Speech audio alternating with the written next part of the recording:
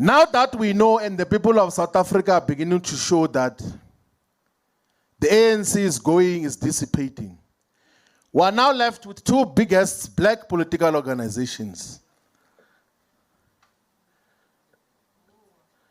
One is Umkhonto weSizwe. The less said about Umkhonto weSizwe, the better. When Floyd Shivambu is removed, he can't even stay a day as a volunteer in MK.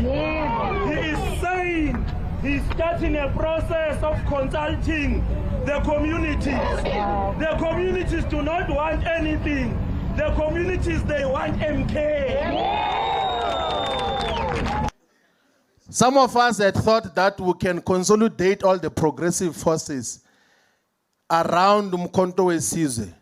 But we can tell you now without doubt that it is not a correct instrument to lead the revolution in South Africa. And this we are not gossiping about. We said it inside Umkhonto weSizwe. We told President Zuma that if you continue to run this thing like a family business, it is going to lose grip. It is going to move out of the way. It will not be a true alternative for our people. The lesson is, if you are removed in a position, you must, when you think the organization is mistreating you, that's when we can tell, if you remain truthful to the party, that you are a true volunteer and a true revolutionary of the organization. You can't be removed today. Tomorrow, you are no longer a volunteer. Even if you are the most educated, the most civilized, the most important person in society. So we are not gossiping, we can't gossip, we speak openly. Even when they were taking money for wrong purposes, we told them that stop stealing money of government that is given to the organization. Because that is what we are. We don't go around gossiping about people. And there is nothing, do you know one thing that we have about this politics is that we can communicate and say anything and no. Comrades, we have been talking, promising people water. And I know the financial situation of the organization.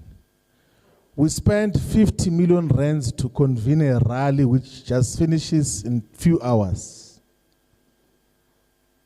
And the borehole drilling machine is possibly 3 million, you can even get for 2 million rands. Let's take this money of the organization and go and buy a borehole drilling machine. I even got quotations. So that in some instances, even before our government, we will go and put water in some of the villages that do not have water. I can tell you now, those comrades refused, and it was one person who refused, and you know who that is.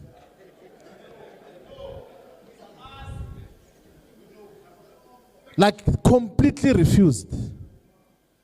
Completely refused. I said, what are we busy with here if we're saying that, and this is a genuine situation, but in some other discussion, if you were to listen to what he was trying to persuade me of what the organization should buy, you will not believe that. Instead of a water drilling machine, there is no political party that is represented in parliament now that can't afford to buy a water drilling machine. Why is it that after 30 years of the so-called freedom, there are people who still don't have water, running water now? And even in areas where the water bed is not that too low, you can put a borehole and put that tank to give water to the people. Mara,